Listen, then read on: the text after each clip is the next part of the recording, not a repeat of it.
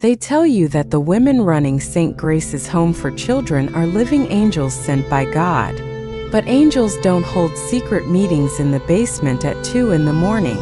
And they certainly don't pack a 10-year-old boy into a refrigerated transport truck while he's still breathing. My name is Annie. I am 10 years old, and tonight, the woman who forces us to sing holy hymns is going to trade my best friend's life to the highest bidder. My best friend Caleb wouldn't be gone right now if his medical profile wasn't a flawless million-dollar match for a wealthy European politician's dying son. They smiled for the news cameras, shedding fake, practiced tears, and proudly announced to the world that he was finally adopted by a loving high society family. But loving families don't send unmarked, heavy-duty transport trucks in the dead of winter to pick up a 10-year-old boy. And they certainly don't leave his only pair of winter shoes kicked carelessly under his empty bed. They tell you that when a forgotten lower-class orphan is taken in by St. Grace's Home for Children, they've finally crossed the threshold into heaven. I used to believe it. You look at the glossy charity brochures, the freshly painted white picket fences, and the soft-spoken nuns in their immaculate habits, and you desperately want it to be true. When you have nothing but the clothes on your back, you want to believe in angels. But heaven isn't supposed to make your eyes water. Heaven doesn't carry the heavy, sickening stench of industrial-grade bleach and clinical antiseptics creeping through the floorboards at 2 in the morning. I remember the exact moment my childhood ended. The exact second my innocence was quietly and brutally erased. I was 10 years old. My cheeks were hollow from the rationed meals, and my eyes were as sharp and watchful as a stray cat's. I was hiding deep within the belly of Wing C, the restricted, heavily alarmed sector of the orphanage where we were strictly forbidden to wander. I was curled into a tight, defensive ball inside a narrow, dusty janitor's closet. The air inside was suffocatingly thick with the noxious fumes of ammonia, but I did not dare to cough. I barely dared to breathe. My small, frail hand trembled so violently that the tendons strained against my skin. My fingers were wrapped around a cheap wooden rosary. I gripped the beads with such desperate, agonizing force that my knuckles were completely bone-white. The silence around me was a heavy, suffocating weight. There was only the rhythmic, pendulum-like tick-tock of an antique grandfather clock echoing from a distant hallway, and the feral howling of a brutal upstate New York winter storm violently rattling the frosted window panes. Then, through a razor-thin crack in the louvered wooden door, a sliver of harsh, buzzing fluorescent light sliced across my terrified face. I held my breath as footsteps approached on the cold linoleum floor. Two silhouettes stretched monstrously across the hallway. The first was Headmistress Agatha. By day, Agatha was known to the public, the press, and the state governor as a living, breathing saint. But right then, bathed in the sickly green glow of the emergency exit sign, her maternal warmth was completely gone. Her face was sharp, rigid, and devoid of a single ounce of human empathy. Standing slightly behind her was Sister Clara, the head pediatric nurse. Sister Clara was the one nun who used to sneak us extra blankets on freezing nights. But tonight Clara looked like a ghost. Her face was deathly pale, and her entire body was shaking uncontrollably. Clutched tightly against her chest was a thick, highly restricted medical manifest with a bright red terminal transfer stamp across the front. "Pull yourself together, Clara," Agatha hissed, her voice dropping to a cold, elitist whisper. She didn't look at the trembling nurse. Her eyes were fixed on the heavy, steel-reinforced back-loading door. "Your incessant shaking is pathetic. The Lord requires sacrifice to fund His sanctuary. You knew what this facility was when you signed the non-disclosure agreements." "He's just a little boy, Agatha," Sister Clara whimpered, her voice cracking with a profound, agonizing guilt. A single tear slipped down her cheek. "Caleb trusts us." When I did his final medical screening today, he smiled and thanked me. I can't do this anymore. It's a mortal sin. Agatha spun around, stepping dangerously close to the nurse, her shadow completely engulfing the smaller woman. You will do exactly as you are told, Agatha growled, her tone lethal. Do you think I am the top of the food chain, Clara? The global elites in Geneva who fund our little operation can make entire cities disappear overnight. If you back out now, they won't just fire you. They will erase you. Now give me the file. Sister Clara closed her eyes, letting out a choked, shattered sob, and surrendered the red folder. In that single cowardly action, the one woman I thought was an actual angel became a complicit shadow in a monster's game. From the darkness outside the reinforced glass, a heavy knock echoed. The steel door clicked open, letting in a violent rush of sub-zero wind. A massive man wearing a dark tactical coat stepped into the doorway. You're 9 minutes late, Agatha snapped at the smuggler. I am hosting a highly sensitive charity gala tomorrow morning with the city's top tech billionaires. I cannot have a transport idling in my loading dock where the press might see it. The man grunted, brushing snow from his shoulders. Roads are freezing over. The buyers on the coast are getting antsy. Have you finalized the next shipment?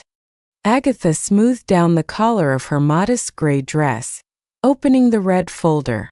The boy in room 4. Caleb. His medical markers are absolutely flawless. Tomorrow morning, I have arranged for a fake, hired foster family to parade him around the courtyard for the local news cameras. It builds the Foundation's saintly narrative. As soon as the reporters leave and the sun sets, Clara will isolate him and prepare him for travel. Sister Clara flinched, hiding her face in her trembling hands. Listen to me very carefully, Agatha told the man. When your extraction team arrives tomorrow night at midnight, ensure the transport is entirely clinical and seamless. No mistakes. Inside the dark closet, a visceral sob violently rose in my throat. Reacting with pure survival instinct, I clamped both of my hands tightly over my own mouth. Hot, bitter tears streamed relentlessly down my hollow cheeks. This sprawling, beautiful estate was never a sanctuary. It was a perfectly disguised corporate supply chain for the ultra-rich. And the so-called angels were running the show. The morning sun breaking through the frosted dormitory windows felt like a cruel, twisted mockery. I hadn't slept a single second. I had spent the remaining hours of the night lying rigidly on my lumpy mattress, staring at the dust motes dancing in the pale light. Caleb was in the bed right next to me. He sat up and began carefully polishing his only pair of worn winter shoes with a ragged piece of cloth. His dark eyes were bright with a naive, impossible hope. They said today is my big day, Annie, he whispered, his voice trembling with genuine excitement. Agatha said a rich family from the city is coming to take me home. They have a big house with a real backyard. I might even get my own dog. My stomach twisted into a sick, tight knot of pure acid. I wanted to scream. I wanted to grab his frail arm and drag him into the freezing woods until our legs gave out. But I knew the grounds were swarming with Agatha's private security. If I panicked, we would both disappear into the basement isolation cells before breakfast. So I forced my trembling mouth to smile. I lied to my best friend on the very last day of his life. I'm so happy for you, Caleb, I choked out. You deserve a backyard. By 8 o'clock, St. Grace's had been transformed into a sickeningly perfect postcard of Christian charity. We were herded into the bathrooms to wash up. Sister Clara was there, supervising. When Caleb stepped up to her so she could button his stiff, pure white Sunday shirt, her hands were shaking so violently that she fumbled the simple plastic buttons 3 times. Caleb looked up at her with his big, trusting eyes. Are you okay, Sister Clara? You look sad." Clara couldn't even look him in the eye. "I'm fine, Caleb," she whispered, her voice heavy with the crushing weight of her complicity. "May the Lord watch over you." I watched her from across the room. When she finally looked up, her panicked, tear-filled eyes met mine. I stared back at her with a cold, piercing accusation. She physically flinched. She knew that I knew. The guilt was eating her alive from the inside out. Right before we were marched out into the freezing courtyard to form the choir, Agatha cornered me near the dark stairwell. She leaned down, her face inches from mine, her breath smelling heavily of expensive coffee. "When the news cameras point in your direction today, you will sing and you will smile," Agatha murmured, her voice a lethal silken whisper. "Because if you embarrass me in front of these billionaires, I promise you will spend the rest of this brutal winter locked in the basement's cold room without a blanket. Do you understand your place?" I nodded silently, my eyes glued to the scuffed floor, swallowing the fiery rage burning in my chest. The courtyard was a chaotic circus of absolute hypocrisy. Local news vans blocked the driveway. And then the Foster family arrived. They were flawless, catalog-ready actors hired straight out of a Manhattan talent agency. The woman wept perfect, photogenic tears as she embraced Caleb. The cameras flashed relentlessly, capturing the ultimate disgusting lie. Caleb had no idea that as soon as the sun went down, this fake family would hand him right back to Agatha. At exactly 10 o'clock, the iron gates swung open. A convoy of 3 matte black SUVs rolled over the slush. The heavy door of the lead vehicle swung open, and Daniel Carter stepped out into the freezing air. He was a legendary titan of Wall Street, supposedly writing the largest charity grant in state history. He wore a $5,000 bespoke suit, but as I watched him, my heightened, traumatized senses picked up on something anomalous. He didn't have the soft, lazy posture of a wealthy donor. Daniel Carter moved like an apex predator evaluating a zone. His posture was rigid, athletic, and coiled with quiet tension. His cold, calculating eyes swept over the Gothic architecture, analyzing every exit and camera angle. I watched his sharp gaze linger intensely on the freshly painted walls near the basement vents. I saw his nostrils flare slightly. It was the undeniable reaction of a man whose trained senses had caught the faint, lingering scent of industrial chemicals trying to mask something darker. He wasn't just a billionaire arriving to sign a check. He was hunting. Agatha practically glided across the snow to greet him. "Mr. Carter, welcome to St. Grace's. Every single child you see here today is a precious gift from God." Daniel offered a polite nod, but his eyes were scanning the choir of orphans. All around me, the other children giggled and sang, begging for attention from the wealthy elites. But I couldn't do it. When Daniel Carter's icy gaze landed on me, I refused to perform. I stood perfectly straight, my hands balled into tight fists. I glared directly into the eyes of the most powerful man in the state with a cold, impenetrable defense. It wasn't the look of a frightened child. It was the look of a survivor standing in a nightmare. For 3 breathless seconds, Daniel stopped walking. The Wall Street titan and the 10-year-old orphan locked eyes across a sea of flashing cameras. He saw the violent, untamed fury burning in my chest. And in that silent electric exchange, I knew with absolute certainty that he realized the polished facade of St. Grace's was an absolute lie. I watched Daniel Carter walk up the grand marble steps, flanked by Agatha and her flock of devoted, smiling sycophants. The heavy, intricately carved oak doors of the main building swallowed them whole, leaving the rest of us standing in the freezing snow. As soon as the billionaire was out of sight, the local news crews began packing up their heavy cameras, completely losing interest in the shivering orphans. The illusion had served its purpose. and the stage was being rapidly disassembled. The fake foster family led Caleb back toward the residential wing, their pristine, camera-ready smiles already beginning to drop the moment the red recording lights blinked off. Sister Clara was waiting by the heavy iron doors to receive him. When the paid actors handed Caleb over, Clara physically flinched, shrinking back as if she had been burned. She looked down at Caleb, who was happily holding up his carved wooden bird to show her, and then she looked across the snowy courtyard directly at me. Clara's eyes were heavily bloodshot, her face a canvas of pure, suffocating torment. She knew she was the one tasked with prepping him for the transport tonight. She gripped Caleb's frail shoulder, her knuckles white, and hurried him inside the building before her trembling legs gave out.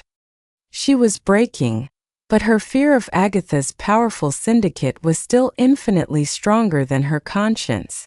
I knew I couldn't rely on a terrified, broken nurse to save my best friend.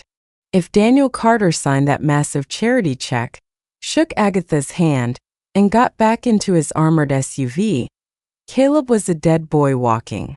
I slipped away from the choir while the other children were distracted by a tray of stale sugar cookies being handed out by the staff. I had spent years in this suffocating place, meticulously memorizing the blind spots of Agatha's high-tech security cameras. I navigated the perimeter like a ghost, waiting for the lens of camera 4 to pan toward the circular driveway before I darted behind the frozen, dead hedges. I dropped to my hands and knees and crawled under the elevated stone foundation of the east wing. The frozen, jagged mud soaked instantly through the thin white fabric of my uniform, scraping my skin, but the physical cold was completely numb to me. I was running on pure, unadulterated adrenaline. I wedged my small frame into a dark, narrow crawl space directly beneath the floorboards of Agatha's opulent, mahogany-lined office. Directly above my head was a rusted cast-iron heating grate. Through the cross-hatched metal, I could see the thick, obscenely expensive Persian rug and the tips of Daniel Carter's polished, custom-made leather Oxfords. I held my breath, closing my eyes and pressing my freezing ear against the iron grate. Your foundation's generous grant will allow us to immediately expand our residential wing, Mr. Carter. Agatha's voice floated down through the vent. It was smooth, musical, and poisoned to the absolute core with fake piety. Just last month, by some incredible divine miracle, we found wealthy international families for 5 of our children with special medical needs. Truly, the Lord works in mysterious ways when we open our hearts to His grace. Silence followed her statement, a heavy, suffocating, intensely uncomfortable silence. Then the sharp, deliberate clink of a porcelain teacup hitting a saucer echoed through the room, ringing out with undeniable authority. 5 children? In a single month? Daniel's voice wasn't loud, but it possessed a lethally calm, low-frequency vibration that made the tiny hairs on the back of my neck stand straight up. That is quite a miracle, Agatha. However, my forensic accountants extensively reviewed your tax filings and operational budgets before I flew in today. The administrative costs for transferring those 5 children, specifically the exorbitant recurring fees paid to a private high-security medical transport firm, were triple the annual food budget for your entire facility. I gripped the freezing iron grate so hard my fingers began to cramp. My heart slammed against my ribs. He knew.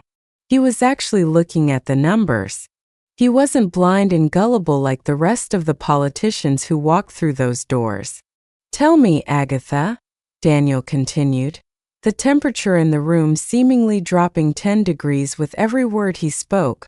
Are you transporting foster children to their loving new homes?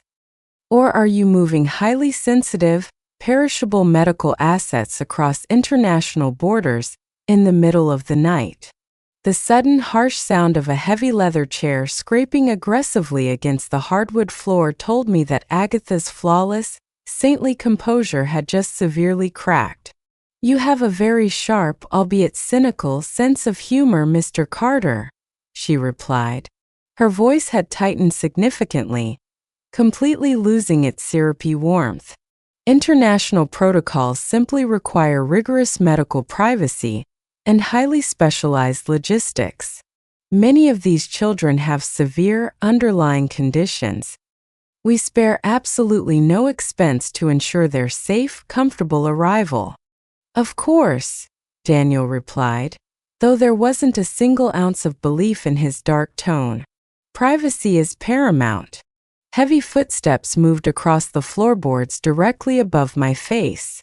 The heavy office door clicked open. "If you'll excuse me, Agatha, I need to stretch my legs and make a private phone call to my board of directors before we finalize this paperwork."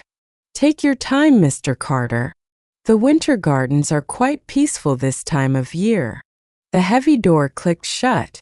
I heard Agatha let out a shaky, furious exhale before violently sweeping something glass off her desk. It shattered against the wall, raining fragments onto the floorboards above me. I scrambled backward out of the freezing crawlspace, blindly pulling myself up from the mud. I knew exactly where Daniel Carter was heading. The back courtyard. It was the only place on the sprawling grounds where a billionaire could have a private, secure conversation away from the lingering paparazzi. I grabbed an old, frayed straw broom that had been left leaning against the brick building and sprinted toward the massive, dead oak tree at the absolute edge of the property. When Daniel walked around the corner a minute later, casually lighting a cigarette to play the part of a board executive, I was already there, methodically sweeping the dry, frozen leaves across the cracked concrete. I kept my head down, my entire body violently shivering in the sub-zero wind, waiting for him to notice me. He took a long, slow drag of his cigarette, his sharp eyes scanning the desolate tree-line and the high brick walls before finally resting on my small, ragged frame. "You didn't stay inside for the cookies," he said, his voice deep, guarded, and laced with quiet curiosity. "You don't like sweets?" I didn't stop sweeping. I didn't look up.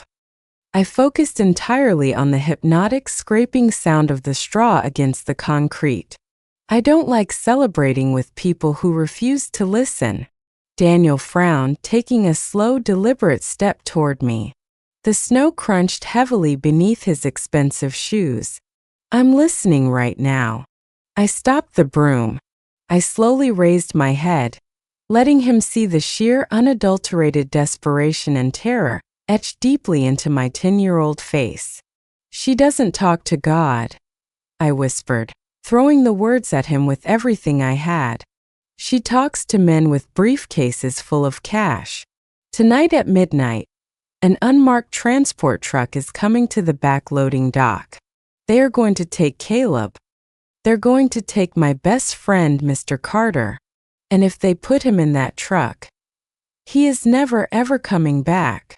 Daniel Carter did not flinch.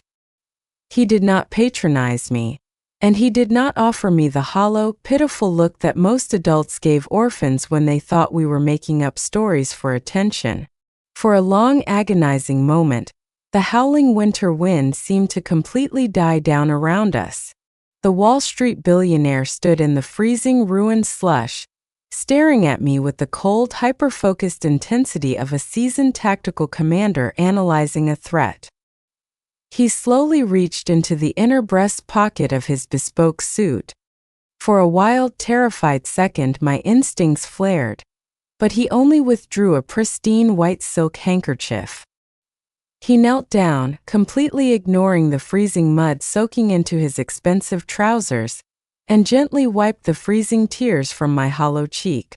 "I hear you, Annie," he said, his voice dropping to a gravelly, barely audible whisper that cut straight through the freezing air. "I hear every single word you are saying. But if I confront Agatha right now with nothing but a child's testimony, her high-powered lawyers will have her out on bail before dinner, and her entire network will vanish into the shadows. I need to leave these gates to assemble my team and lock down the federal warrants. You have my absolute word I am coming back tonight. Do not do anything reckless. Just stay out of sight until midnight." Before I could say another word, the heavy crunch of boots on snow echoed from the corner of the brick building. Two of Agatha's private security guards, disguised as groundskeepers, were marching briskly toward us, their eyes narrowed with deep suspicion. Daniel instantly stood up, his posture shifting seamlessly back into the arrogant, untouchable billionaire. He tossed the silk handkerchief into the snow, brushed off his suit, and gave me a dismissive elitist wave. "Run along back to the choir, child," he said loudly, his voice dripping with fake corporate impatience. "And tell your headmistress my legal team will review the grant paperwork by the end of the business day." He turned and walked away, flanked by the guards. I stood there, shivering uncontrollably in my thin white uniform, watching his broad shoulders disappear around the corner. A suffocating wave of despair crashed over me. He was leaving. Adults always promise things they never intended to keep. If Daniel Carter got back to his luxury penthouse in Manhattan and decided the political fallout was too risky, Caleb would be loaded onto that truck by dawn. I needed to give him something undeniable, something so horrifying and concrete that he wouldn't have a choice but to tear this place to the ground tonight. By 3 o'clock that afternoon, the orphanage was dead silent. I crept through the shadowy, freezing corridors of the East Wing, my bare feet numb against the icy linoleum, until I reached the heavy, reinforced steel door of Wing C's medical sector. The electronic keypad blinked with a menacing red light, but the heavy door was slightly ajar, propped open by a rubber wedge used by the cleaning staff. The air inside immediately assaulted my lungs. It was a thick, highly concentrated wall of rubbing alcohol, and the unmistakable, sickeningly sweet stench of heavy medical sedatives. I crept toward the records room at the very end of the corridor. As I pushed open the swinging doors, I froze. Sister Clara was standing in the center of the dimly lit room, hovering over a massive metal filing cabinet. She was weeping silently, her shoulders shaking with violent, suppressed sobs. In her trembling hands, she held a heavy-duty, restricted medical identification card. Printed in bold, black barcode letters across the top was, "Patient. Kiloward for tissue match confirmed. Ready for transit." I stepped out of the shadows. "You're crying for him," I whispered, my voice echoing off the sterile tiles. "But you're still going to let them take him away." Sister Clara spun around, letting out a stifled gasp. She dropped the ID card onto the floor, her eyes wide with absolute terror. "Annie, what are you doing in here? If Agatha finds you..." "If Agatha finds me, she'll lock me away forever," I interrupted, stepping closer to the evidence on the floor. I looked up at the terrified nun. The woman I had once thought of as an angel was nothing more than a broken, cowardly accomplice. "Is this how you serve God, Sister Clara? By looking the other way while they steal his future? You don't understand." Clara sobbed, falling to her knees on the cold tiles, her face buried in her hands. "They are too powerful, Annie. The men who fund this place. They warned me. If I try to stop the transport, they won't just hurt Caleb. They'll ruin my family. I am so scared. I don't know what to do." I walked up to her and knelt down. I picked up the medical ID card. It was the absolute, undeniable proof of the black market registry. "If God is real, Sister Clara, he isn't sitting in Agatha's mahogany office," I said, my voice dead calm, possessing a maturity no 10-year-old should ever have. "He's right here in this room. And he's watching you decide what happens to my best friend tonight." Clara looked at me, her tear-soaked eyes locking onto my hollow, desperate face. For years, she had allowed her fear of the elite to silence her conscience. But looking at a starving orphan girl willing to risk everything for the truth, the psychological dam inside Sister Clara finally broke. The cowardly accomplice faded, and the protector was awakened. She reached out with trembling hands and closed my small fingers tightly around the ID card. "Take it," Sister Clara whispered, her voice suddenly solidifying with a desperate, terrifying resolve. "Take it and run, Annie. Give it to the man in the suit.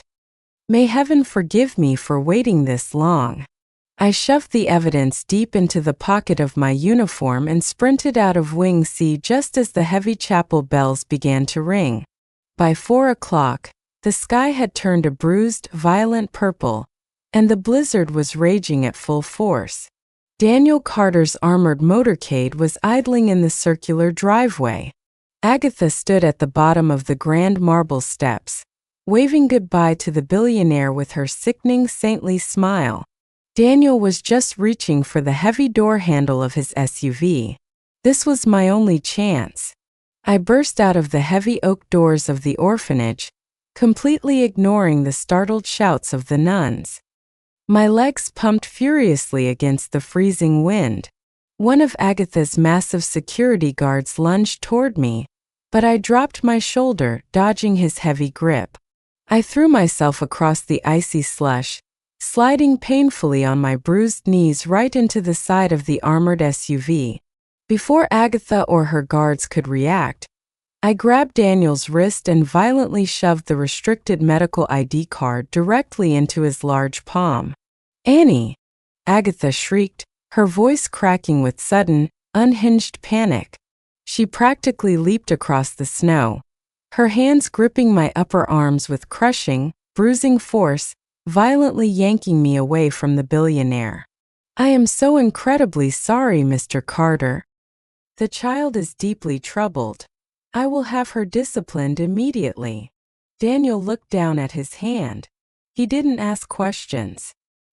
He seamlessly slid the evidence into his tailored pocket, his face an impenetrable mask of stone. He looked at Agatha and then he looked down at me. "See that you take good care of her, Agatha," Daniel said coldly. He stepped into the SUV, and the heavy bulletproof door slammed shut. The motorcade roared to life, disappearing into the blizzard. He was gone. I was entirely alone in the devil's hands. Agatha didn't scream. She didn't cause a scene in front of the other staff. She just gripped my arm so tightly I thought the bone might snap, and marched me silently back into the orphanage, her face pale with an absolute terrifying fury. She dragged me straight down the dark, concrete stairs into the basement, bypassing the regular dormitories, and threw me into the medical isolation cell. A sterile, suffocating room made entirely of reinforced glass and white tiles. Agatha calmly walked over to a stainless steel counter. She poured a glass of warm milk, her hands perfectly steady. She pulled a small vial of crushed white powder from her pocket and stirred it heavily into the glass. When she turned back to me, her saintly smile had returned. It was the most terrifying thing I had ever seen. "You are a very, very sick little girl, Annie," Agatha whispered, her voice dripping with toxic, suffocating maternal concern. She stepped closer, offering me the tainted glass. "Bad children who tell wicked lies often suffer from severe delusions. Your mind is breaking, sweet child. Drink up. Because after midnight, you and Caleb are going to go on a very long trip together. And I promise you, neither of you will be awake for the ending." Agatha's fingers were like a vice of cold steel around my jaw. She forcefully tilted my head back, pressing the thick rim of the glass against my trembling lips. The warm milk sloshed over the edge, spilling down my chin and soaking into the collar of my ruined white uniform. It didn't smell like milk. It smelled like ground-up chalk, bitter chemicals, and a deep, terrifying sleep from which I knew I would never return. "Drink it, Annie," she coaxed, her voice a horrifying, soothing lullaby echoing off the sterile white tiles of the isolation cell. Be a good girl. It will make all the fear go away. It will make everything so beautifully quiet. I thrashed wildly, kicking my bare heels against the freezing floorboards. I twisted my neck with every ounce of my remaining strength, knocking the glass sideways. A splash of the tainted, heavy liquid hit the floor. Agatha's saintly facade instantly vanished. Her eyes flared with a sudden vicious annoyance. She didn't strike me. She didn't want to leave visible bruises that would require explaining. But she gripped my upper arms with a bruising, terrifying force, shoving me backward so hard I stumbled and fell onto the cold tiles. Agatha calmly set the half-empty glass of milk on the stainless steel counter. She smoothed out the wrinkles in her modest gray dress, looking down at me as if I were a piece of rotting garbage that had stained her pristine floor. "Suit yourself, little rat," she whispered, her voice colder than the blizzard raging outside. "If you refuse the sedative, you can experience the midnight transit fully awake. I imagine the panic will be quite unpleasant, but you brought this entirely upon yourself." She turned on her heel and walked out of the cell. The heavy reinforced steel door slammed shut behind her. The deadbolt engaged with a loud mechanical clack that sounded exactly like the locking of a vault. I was entirely alone. I didn't know it then as I lay freezing on that concrete floor, believing that my desperate gamble had failed and that Caleb and I were doomed. I had absolutely no idea what was happening 20 miles away in the heart of the city.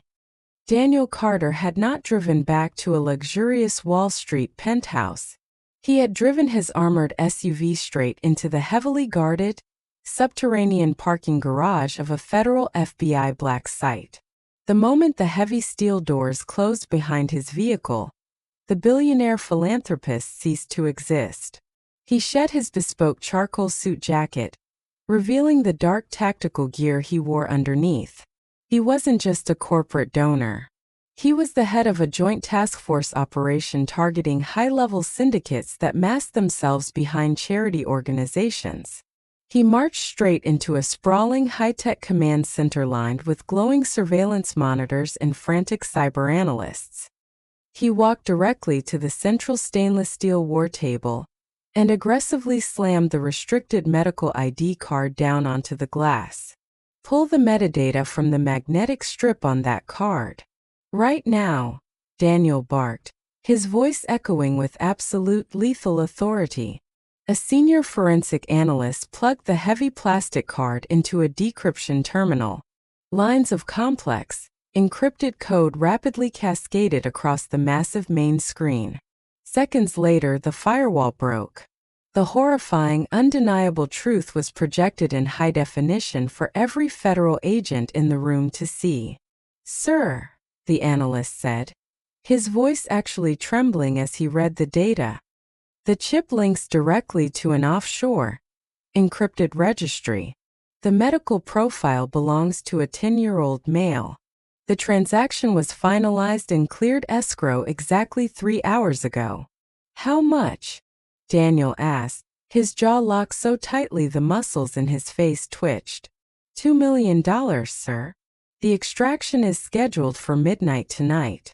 They are moving the asset via a private, unmarked transport truck. $2 million. That was the exact price tag the elite had put on my best friend's future. Daniel Carter's eyes burned with an absolute, unyielding fury.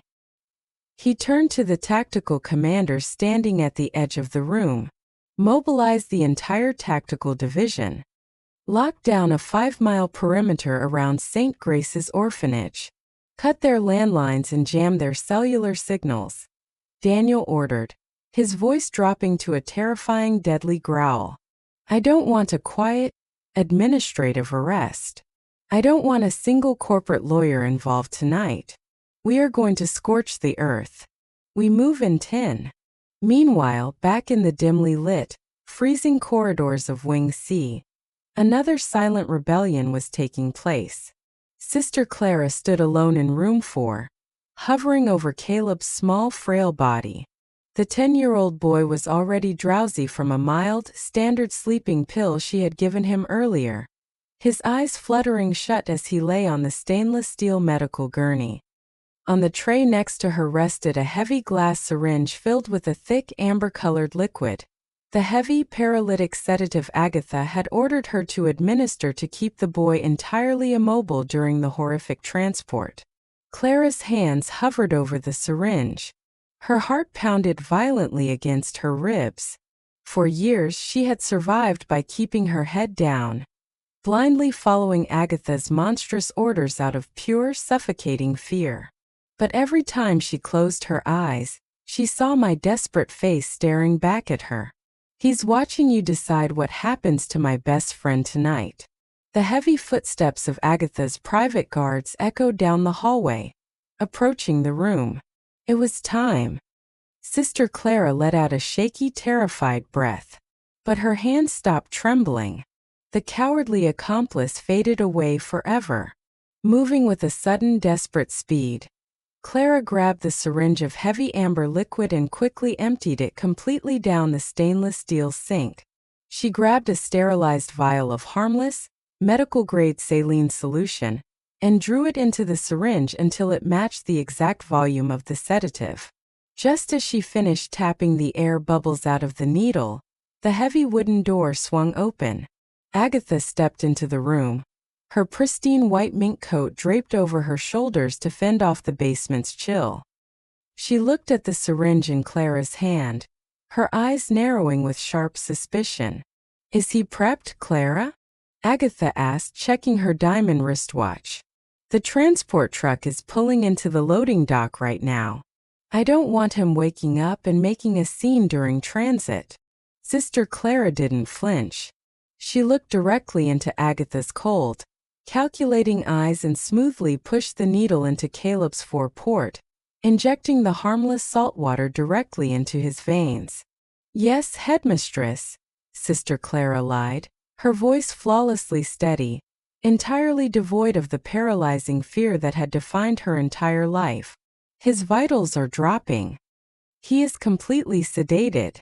Agatha nodded, completely unaware that the obedient, broken nurse she had bullied for years had just brilliantly sabotaged her $2 million transaction. "Good. Have the guards wheel him out to the loading dock." Back in the pitch-black isolation cell, the grandfather clock in the distant hallway chimed the half-hour. 11:30 p.m. The temperature in the basement had dropped below freezing. My teeth chattered so violently I thought they might crack. I crawled across the floor, reaching the stainless steel counter. I grabbed the glass of tainted milk Agatha had left behind. I didn't drink it. I poured the thick, chemical-laced liquid directly down the small floor drain. Then I wrapped my small hand around the thick base of the glass, took a deep breath, and smashed it forcefully against the steel edge of the counter. The glass shattered with a sharp crack. I desperately sifted through the debris until I found what I was looking for. A jagged, thick shard of glass shaped like a crude dagger. I gripped it tightly in my fist. If I was going to be taken tonight, I was not going down without a fight. 11:45 p.m. The concrete floor beneath me began to vibrate. It started as a low hum, but it rapidly grew into a heavy, unmistakable rumble.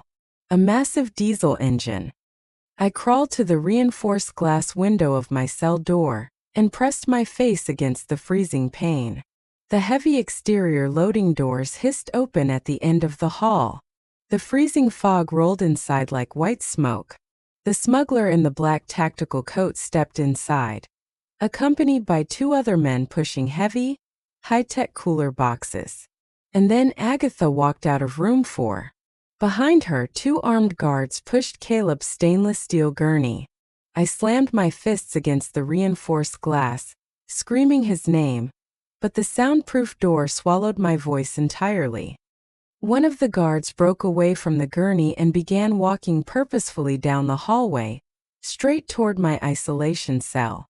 He pulled a heavy ring of iron keys from his belt. Agatha had sent him to fetch the rest of the cargo. I backed away from the door, my breathing coming in rapid, panicked gasps. I dropped to the floor, positioning myself right beside the door frame.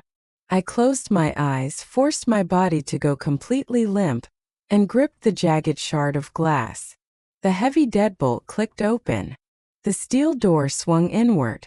The heavy steel door of my isolation cell creaked inward, the rusted hinges whining in the dead silence of the basement. The guard stepped into the dim light of the room. He was a mountain of a man, built like a brick wall, reeking of diesel exhaust and cheap aftershave. He didn't even bother to draw his heavy wooden baton. To him, I wasn't a threat. I was just a starved 10-year-old girl. I was nothing more than a minor inconvenience. He looked down at my limp, motionless body lying on the freezing white tiles. I kept my eyes closed, desperately controlling my erratic breathing, hiding the jagged shard of glass completely concealed beneath my leg. "Get up, brat. Time to go," he grunted, his heavy boots echoing loudly as he stepped closer. I didn't move. I forced every muscle in my small body to remain slack, playing the role of the heavily sedated victim he expected to find. He sighed, a guttural sound of profound annoyance, and leaned down. His massive hand reached out to grab me by the collar of my uniform. The exact moment his thick fingers brushed my fabric, I exploded. I channeled every single ounce of terror and agonizing grief burning inside my chest. I lunged upward with the blind ferocity of a cornered animal, driving the jagged shard of glass directly toward the thick sleeve of his heavy winter jacket. The sharp glass tore straight through the tough fabric and bit into his forearm. The man roared, a loud guttural sound of shock and sudden pain. He stumbled backward, dropping his heavy flashlight onto the tiles. For one glorious triumphant fraction of a second, I thought I had actually won. I thought I could scramble past his massive frame, run up the concrete stairs and smash the fire alarm. But I was 10 years old, severely malnourished, and fighting a grown man who enforced Agatha's will for a living. Reality crashed down on me with brutal, unforgiving force. With a feral snarl, the guard violently swung his uninjured arm. He didn't strike me with a closed fist, but his massive hand caught my shoulder, forcefully shoving me backward. The sheer impact lifted my small body entirely off the floor. I flew backward, slamming hard against the padded wall of the isolation cell. The wind was instantly knocked out of my lungs, and the world spun in a chaotic, dizzying blur. Before I could even attempt to crawl away, he closed the distance. He reached down, his face twisted into a terrifying mask of pure, humiliated rage, and grabbed me roughly by the back of my uniform. He didn't bother making me walk. He simply hauled me off the ground and dragged me. My bare feet scraped uselessly against the cold linoleum floor as he pulled me out of the cell and down the long, nightmarish corridor of Wing C. I kicked and thrashed wildly, my fingers clawing uselessly at his thick jacket, but it was like trying to fight a moving freight train. As we passed the open doors of the prep rooms, the highly concentrated scent of industrial bleach invaded my lungs, making me gag. I saw the clinical stainless steel tables angled toward the floor grates. This was the exact terrifying assembly line where the children who disappeared from St. Grace's were processed. He dragged me through the heavy double doors and out onto the concrete loading dock. The sub-zero night air hit my burning lungs like a barrage of icy needles. The blizzard was howling fiercely, swirling thick, blinding white snow across the cracked pavement. Idling just a few feet away was the unmarked white transport truck. The heavy diesel engine rumbled with a deep vibration that physically shook the ground beneath us. Thick plumes of gray exhaust mixed with the freezing fog rolling out from the open rear doors of the cargo hold. The guard hoisted me off the ground and threw me onto a freezing stainless steel medical gurney positioned right next to the truck's heavy ramp. The cold metal bit right through my thin clothes, violently shocking my nervous system. Before I could scramble off, Two other men wearing heavy, insulated scrubs grabbed my arms and legs. They moved with a terrifying practiced efficiency. Heavy medical restraints were quickly buckled over my wrists and my ankles. Finally, a thick strap was pulled tightly across my chest, pinning me flat against the steel. I thrashed wildly, screaming at the top of my lungs for someone to help me. But the roaring winter wind swallowed my voice entirely. From the dark shadows of the loading dock, Agatha stepped forward. She was wearing a stunning full-length white mink coat that completely shielded her from the brutal blizzard. She looked like an immaculate, untouchable snow queen standing amidst a nightmare. She held a heavy clipboard, casually flipping through my forged transit files. She walked over to my gurney, her expensive designer heels clicking sharply against the icy concrete. She looked down at me, her eyes completely devoid of warmth or human empathy. She noticed the desperate, burning hatred still blazing in my eyes. "You really thought you were clever, didn't you, Annie?" Agatha murmured, her voice slicing cleanly through the howling wind, laced with toxic amusement. "You thought you could slip a piece of trash to a Wall Street billionaire and bring down an empire. You thought he actually cared about you." I glared up at her, my chest heaving violently against the heavy strap. "He knows what you are," I spat, my voice hoarse and trembling with the cold. "He promised. He's going to come back." Agatha let out a long theatrical sigh, slowly shaking her head with an expression of profound, mocking pity. "Oh, you poor, incredibly naive child," she whispered, leaning down so her face was only inches from mine. "Daniel Carter is a businessman. He is an apex predator just like me. He didn't come here today to save unwanted orphans. He came here to secure a massive tax write-off for his corporation. Do you honestly believe a man who wears a $5,000 suit is going to risk his flawless public reputation to protect a nameless, penniless little girl?" Her words were meticulously designed to systematically crush my spirit, to completely extinguish the very last spark of hope I had clinging to my heart. "The rich do not fight for the poor, Annie," Agatha continued, her tone dripping with absolute, sickening class superiority. "The rich harvest the poor to sustain their own luxury. It is the fundamental law of nature. Tomorrow morning, Daniel Carter will sign that grant check. The news cameras will flash, and your healthy little heart will be beating inside the chest of a Swiss aristocrat who can afford to buy a future. You are not a human being. You are a commodity."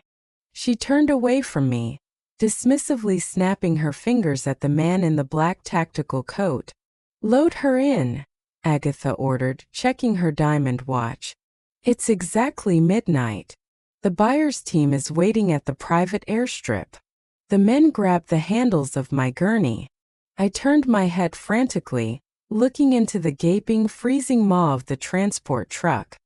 Through the thick, swirling white condensation, I saw the other gurney already locked tightly into place against the metal wall. It was Caleb.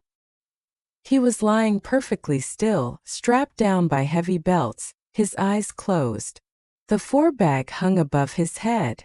To me, he looked like he was already gone. He looked so incredibly small in that massive sub-zero cargo hold. "Caleb!" I screamed, tearing at the restraints until my wrists burned. "Caleb, wake up. Please." He didn't move. He was trapped in sleep, completely lost to the dark. The men pushed my gurney forward. The front wheels clanked loudly onto the heavy metal ramp of the truck.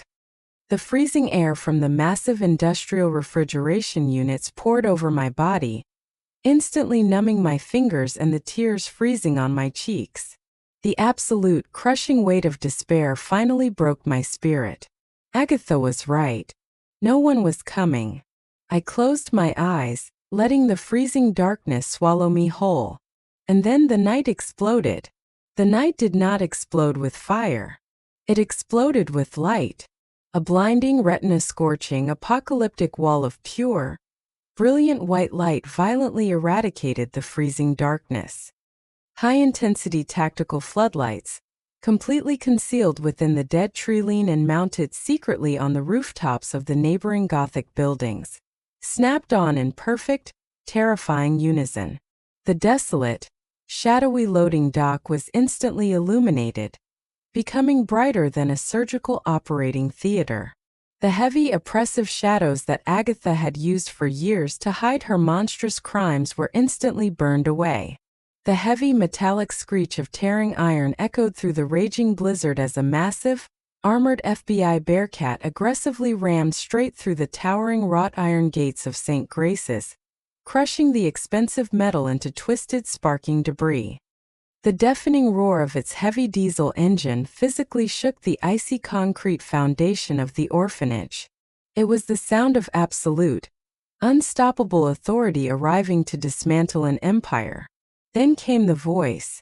It wasn't just a man shouting. It was a weaponized sound wave projected from a military-grade acoustic device that violently rattled the teeth in my skull and completely drowned out the howling wind. Federal Bureau of Investigation. Everyone drop to your knees. Show your hands now. Do not move. The two men in heavy medical scrubs who were gripping the handles of my stainless steel gurney froze in absolute, paralyzing terror. Before their brains could even process the command to run, the snowy darkness around us literally came alive. It was as if the freezing shadows themselves had suddenly grown teeth. Dozens of heavily armed SWAT operators, clad in thick black Kevlar vests, tactical helmets, and winter combat gear, poured out of the freezing fog from every conceivable direction. They moved with a terrifying synchronized fluidity, their heavy boots crunching against the ice, laser sights cutting through the falling snow and painting the courtyard in a grid of red dots. The hulking guard who had dragged me from the basement panicked. The arrogance of working for an untouchable, elite syndicate completely clouded his basic survival instincts. He reached toward the waistband of his heavy jacket to draw a concealed weapon. He didn't even make it halfway. Moving with blinding practice speed, a massive SWAT operator lunged forward, tackling the guard around the waist with the kinetic force of a swinging sledgehammer. The heavy guard was instantly lifted off his feet, crashing backward into the freezing slush. He violently gasped for air as three more operators immediately swarmed him, pinning his shoulders and legs to the icy concrete, aggressively ratcheting thick plastic zip ties around his wrists. The threat was neutralized in less than 4 seconds, efficiently and ruthlessly. The medical smugglers holding my gurney didn't dare fight back. They immediately dropped to their knees on the icy concrete, lacing their trembling fingers behind their heads, weeping and begging for their miserable lives as the operators secured them face down in the mud. Through the chaotic, swirling snow and the blinding, strobing beams of tactical flashlights, my eyes locked onto Agatha, the pristine, untouchable Snow Queen in her obscenely expensive white mink coat was completely frozen in place.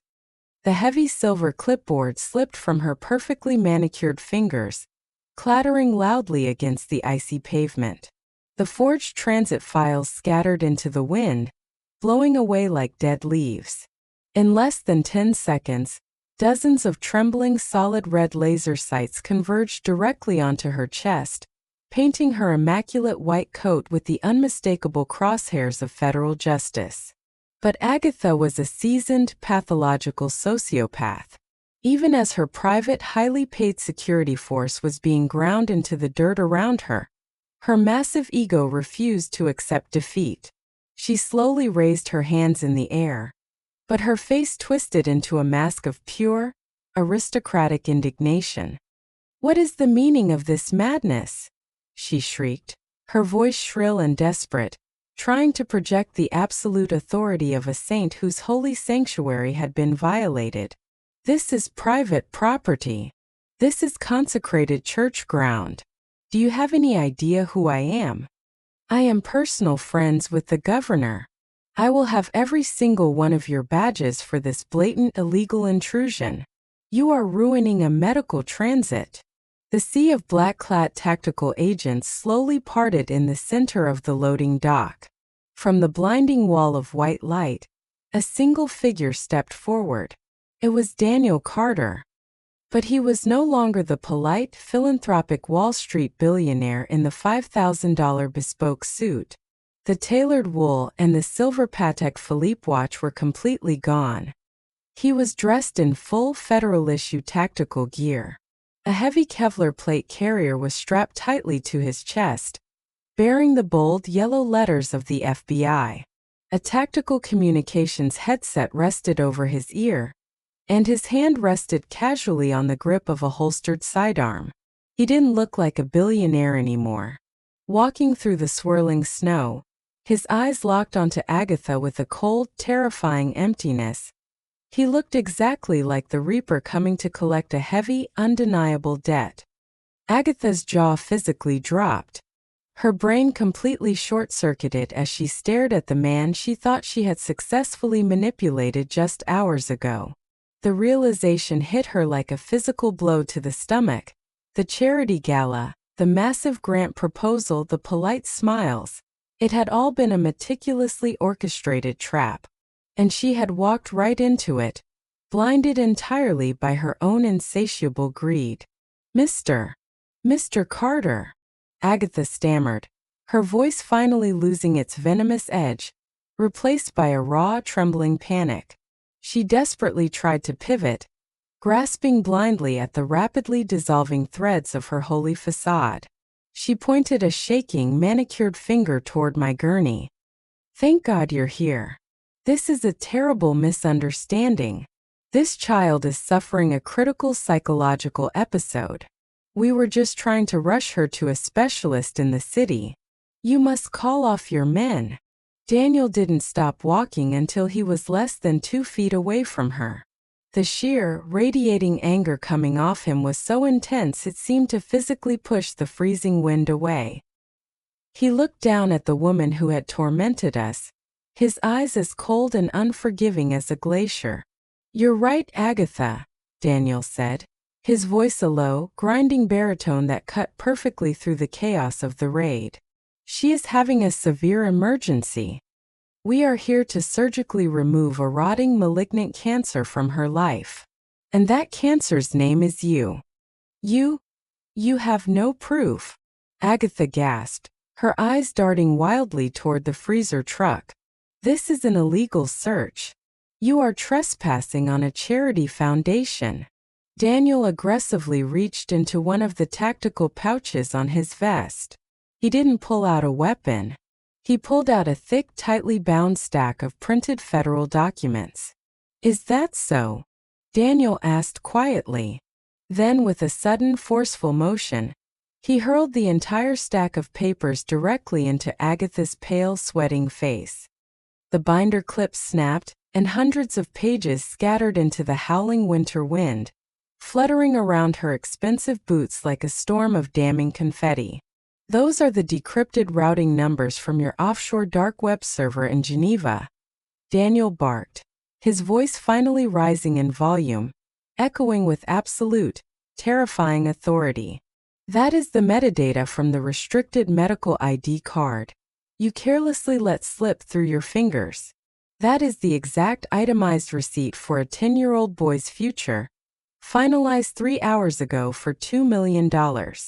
Agatha flinched as the papers hit her, her hands trembling violently.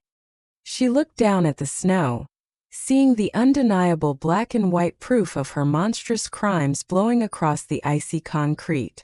While Daniel dismantled the monster, an FBI tactical medic rushed to the side of my gurney. With swift, practiced movements, he unbuckled the thick leather straps pinning my wrists, ankles, and chest. "You're safe now, sweetheart. You're safe," the medic whispered rapidly, lifting me off the freezing metal and wrapping a thick, silver thermal blanket tightly around my shivering shoulders. The second my feet hit the icy concrete, I pushed past him and scrambled desperately up the metal ramp, diving into the dark, freezing cavern of the truck's cargo hold. I threw myself against Caleb's gurney, I grabbed his freezing limp hand in both of mine, tears pouring down my face, completely blinding me. "Caleb, wake up, please," I sobbed, shaking his frail shoulders, utterly terrified that the heavy sedative had already stopped his heart. 2 more medics rushed up the ramp behind me, shining their penlights into Caleb's eyes and checking his pulse. I held my breath, waiting for them to deliver the fatal news, waiting for my entire world to collapse. But suddenly a commotion erupted outside the truck. I looked back down the ramp. 2 FBI agents were escorting Sister Clara out of the back doors of Wing C. She was in handcuffs, but she wasn't fighting them. She wasn't weeping in terror like the smugglers on the ground. She was looking frantically through the blinding floodlights, searching the crowd until her eyes locked onto the medics inside the transport truck.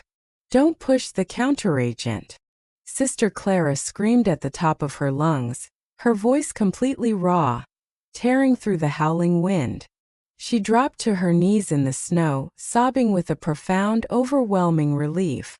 "Don't push the medical counteragent. It's not a heavy paralytic." I swapped the syringe. "It's only saline and a mild sleeping pill. He's just sleeping." The medic inside the truck paused, looking down at Caleb's 4-line, then quickly checked the boy's vitals again on his portable monitor. A wide, incredulous smile broke across the medic's face. "She's telling the truth," the medic breathed out, looking at me with absolute awe. "His heart rate is perfectly stable. His motor reflexes are intact. He's going to wake up in a few hours with nothing more than a headache." I collapsed against the side of Caleb's gurney, burying my face in the thermal blanket, sobbing uncontrollably. The terrified nurse had actually done it. In the absolute darkest moment, when she had everything to lose, Sister Clara had found her courage. She had saved him. But outside on the loading dock, the final curtain was falling on the Devil's Empire.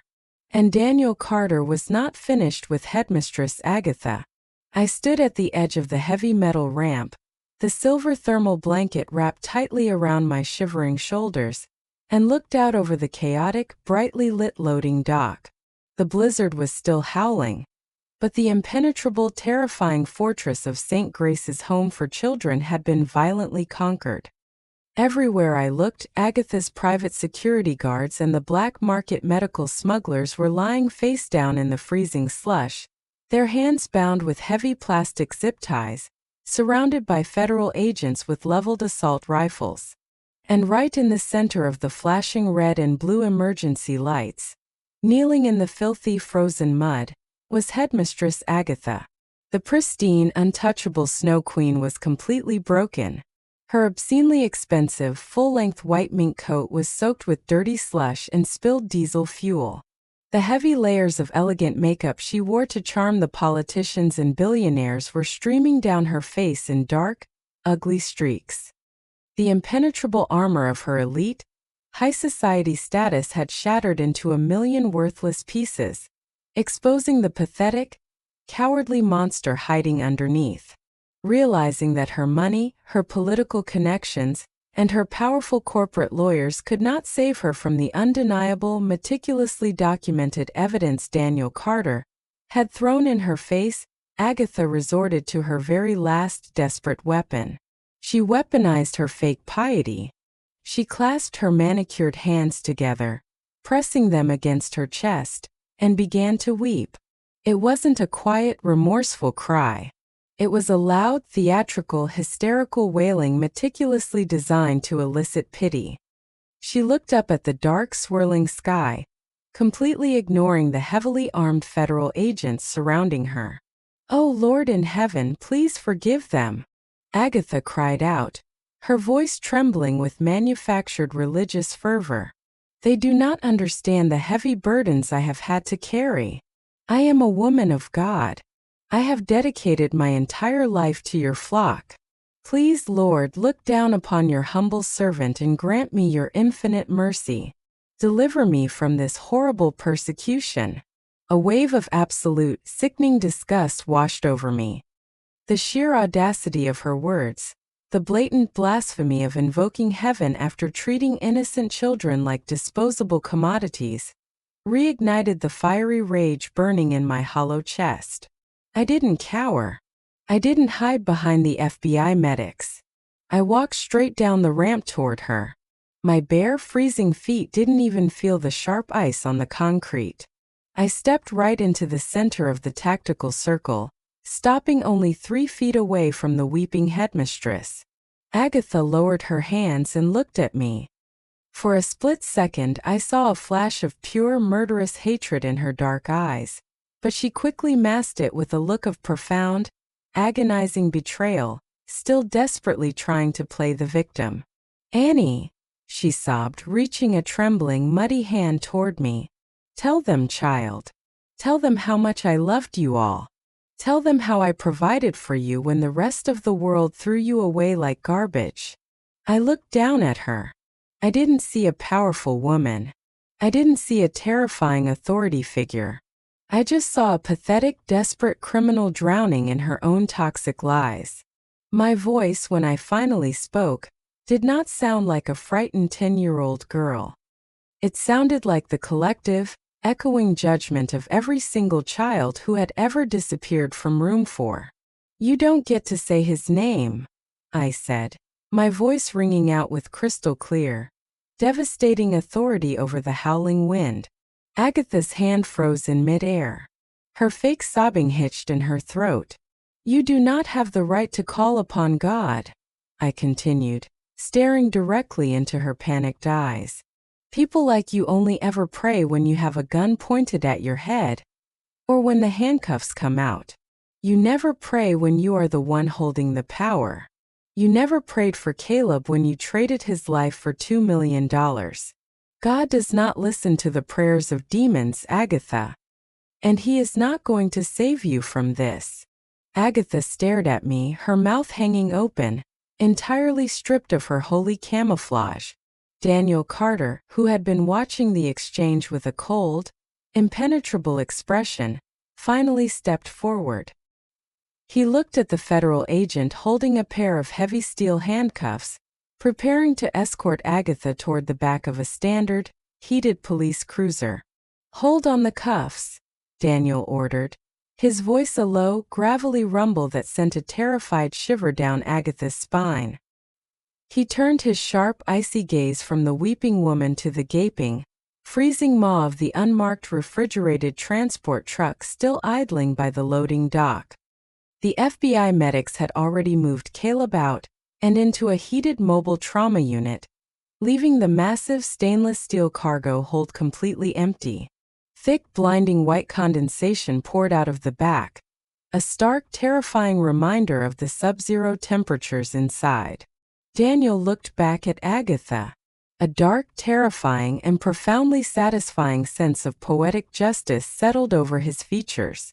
"You really like utilizing these unmarked freezer trucks to keep your precious shipments compliant during transit, don't you, Agatha?" Daniel asked casually, though his tone was laced with pure, lethal venom. "You appreciate the total isolation, the heavy soundproof walls, the absolute darkness." Agatha's eyes darted frantically toward the truck, the blood completely draining from her face. "No. Mr. Carter, please.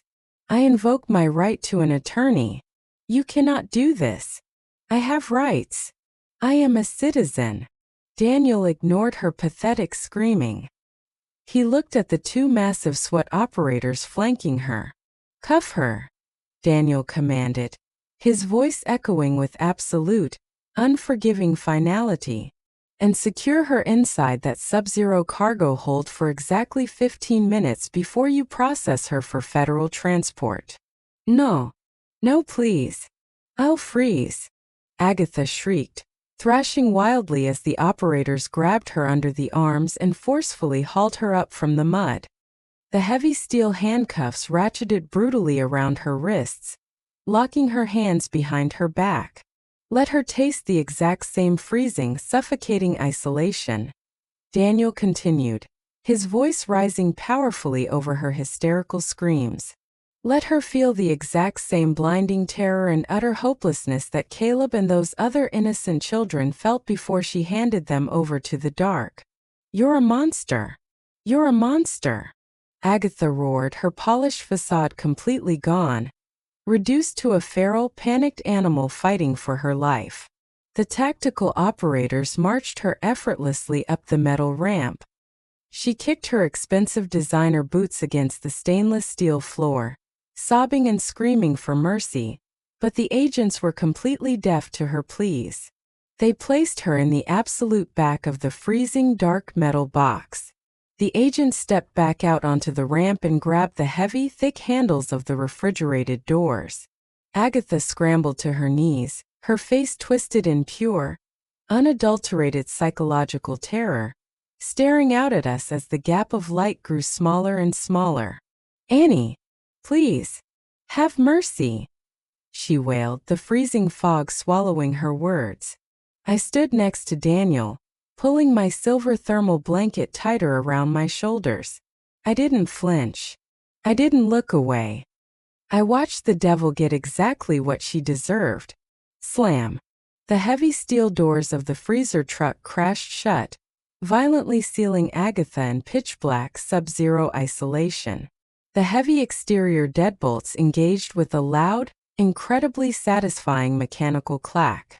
Her muffled, frantic screaming and the pathetic pounding of her fists against the thick, soundproof metal doors were entirely drowned out by the rumbling of the diesel engine. It was the ultimate poetic justice. The universe had finally balanced the scales. Karma had been served and it was ice cold. As I turned away from the truck, my eyes caught a glimpse of a figure sitting in the back of an open tactical ambulance. It was Sister Clara. She was handcuffed to the metal railing, a federal agent standing guard over her. She would inevitably face prison time for her years of complicity, for every time she had looked the other way. But as our eyes met across the snowy courtyard, Clara didn't look terrified. For the first time since I had known her, she looked completely at peace.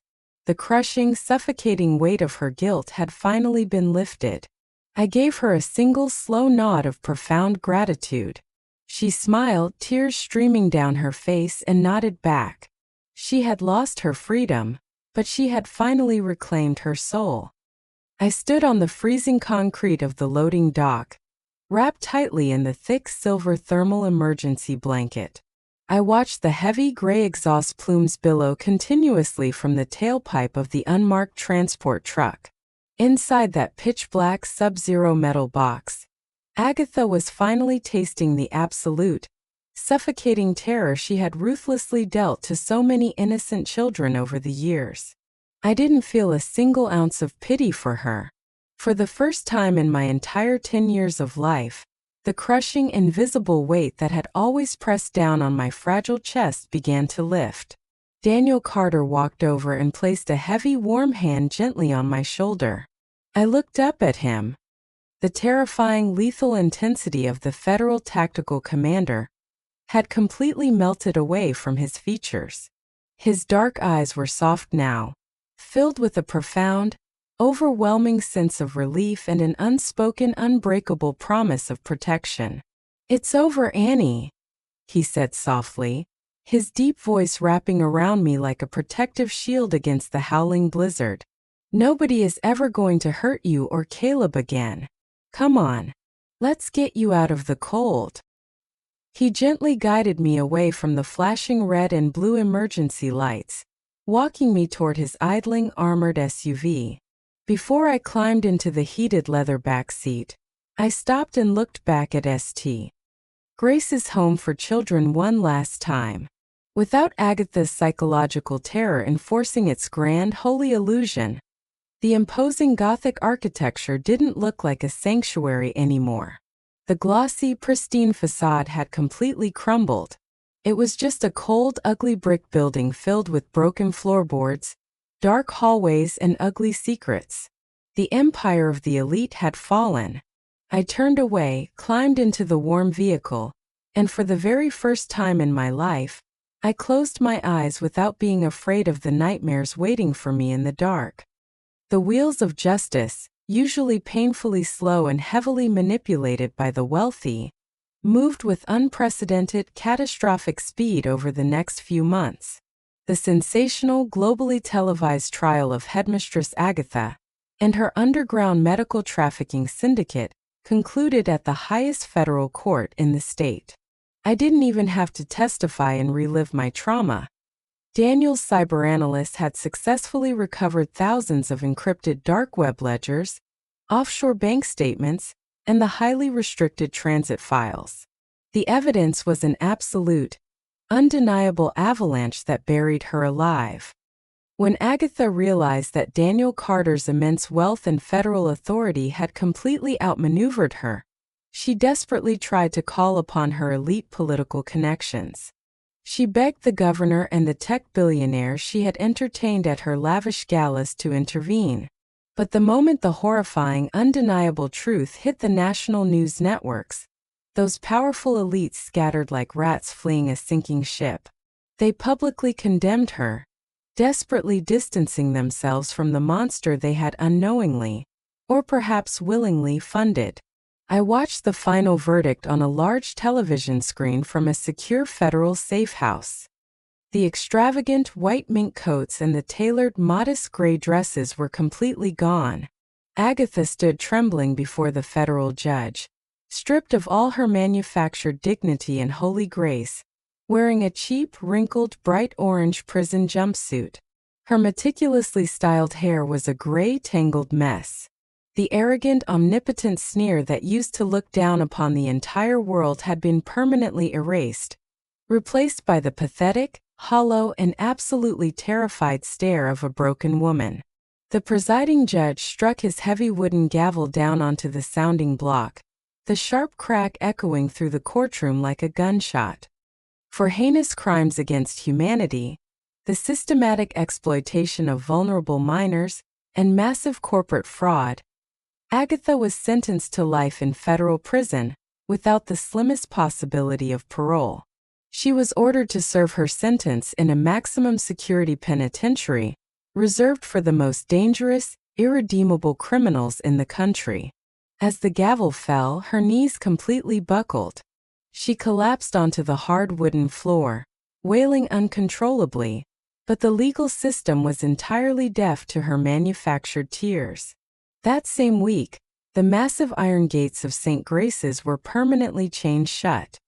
A fleet of heavy yellow bulldozers and massive wrecking balls rolled onto the property.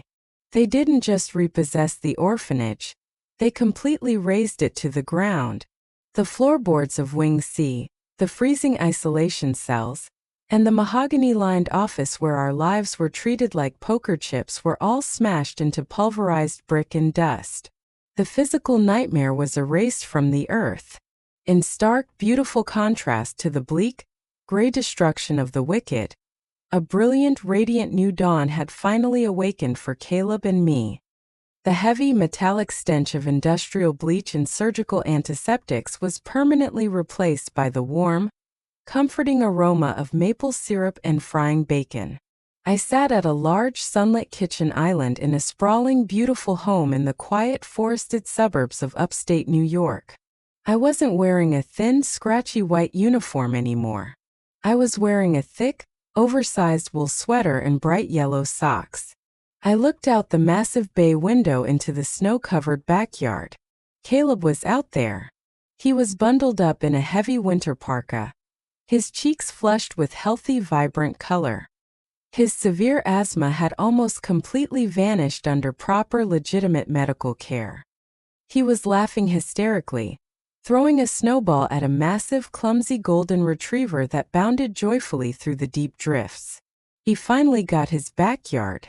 He finally got his dog. Behind me, the heavy footsteps of a man walking into the kitchen made me turn around. It was Daniel Carter. He had formally stepped down as the active CEO of his Wall Street firm to focus entirely on the federal task force, and more importantly, on us. The bespoke charcoal suits and the cold, impenetrable billionaire mask were completely gone. He wore a simple, faded flannel shirt and comfortable denim jeans.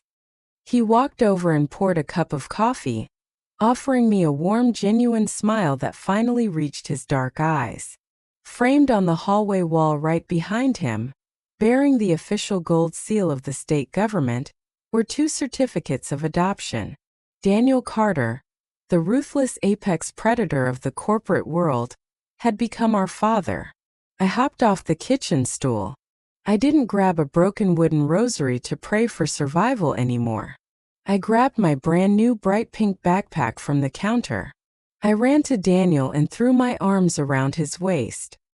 He knelt down, wrapping his strong arms around me, resting his chin gently on the top of my head. "Have a good day at school, Annie," he whispered, kissing my forehead. "I'll be right here when you get back." I smiled, my heart incredibly full, and ran out the front door into the bright, blinding sunshine. I truly believed that the monsters were gone forever. But I was only 10 years old. I didn't understand how the dark corners of the world truly worked yet.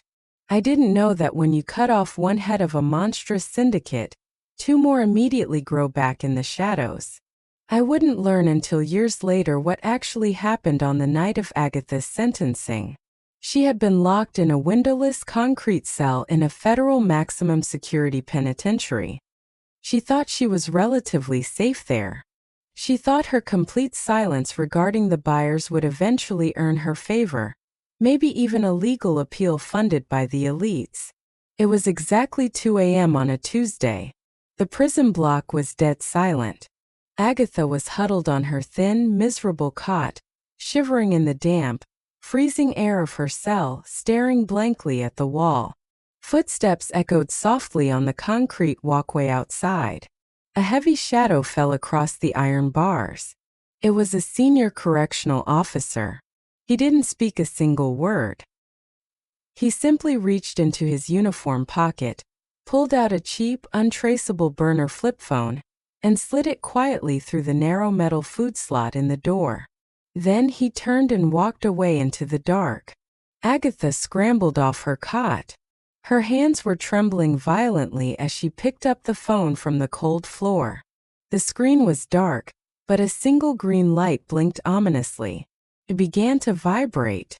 Agatha swallowed hard, her heart hammering wildly against her ribs. She flipped the phone open and pressed it to her ear. "Hello," she whispered, her voice cracking with raw, unadulterated terror. "You look terrible in orange, Agatha," a voice replied. It was heavily distorted by a computer scrambler, completely stripped of any human emotion. It was a voice made of pure lethal ice. Who is this?" Agatha stammered, backing up until her spine hit the freezing concrete wall. "We are the people who built your empire," the distorted voice said smoothly. "We are the people who funded your little charity. And we are the people who are currently out $2 million in a highly viable asset because you couldn't control a 10-year-old orphan girl." Agatha's eyes widened in absolute, paralyzing horror. Please, you have to understand, Daniel Carter set me up. He brought the FBI. I didn't tell them anything about the buyers. I kept my mouth shut. I protected the syndicate." "We know you did," the voice replied, entirely unimpressed by her loyalty. "But you see, Agatha, the elite do not tolerate incompetence. St. Grace's was just one of our distribution centers. We have 12 others operating across Europe and the Americas. And a high-profile, globally televised trial brings entirely too much unwanted heat to our network. I can fix this." Agatha sobbed hysterically, dropping to her knees on the cold concrete. "Just get me out of here. Send your lawyers. I have money. I can disappear." A low, chilling laugh echoed through the earpiece. "You don't have money anymore, Agatha. We completely drained your offshore Cayman accounts 30 seconds after the FBI raided your loading dock," the voice said. "The rich do not fight for the poor. You said it yourself. And compared to us, you are nothing but a penniless, disposable liability." Agatha gasped, the air completely leaving her lungs. She realized with absolute certainty that she was no longer the predator. She was the prey. "We don't like loose ends," the distorted voice finished. "Goodbye, headmistress." The line went dead with a sharp click. Before Agatha could even lower the phone from her ear, the heavy electronic deadbolt on her cell door buzzed. The solid steel door slowly creaked open, swinging outward into the dark, empty corridor. Standing in the threshold were two massive, unidentified inmates wearing prison jumpsuits. Their faces were hidden in the shadows, and their eyes were completely dead. They stepped silently into her cell, and the heavy steel door was pulled shut behind them. Agatha's final muffled scream was entirely swallowed by the thick, soundproof concrete walls of the penitentiary. The monsters were never truly gone. They were just waiting in the dark,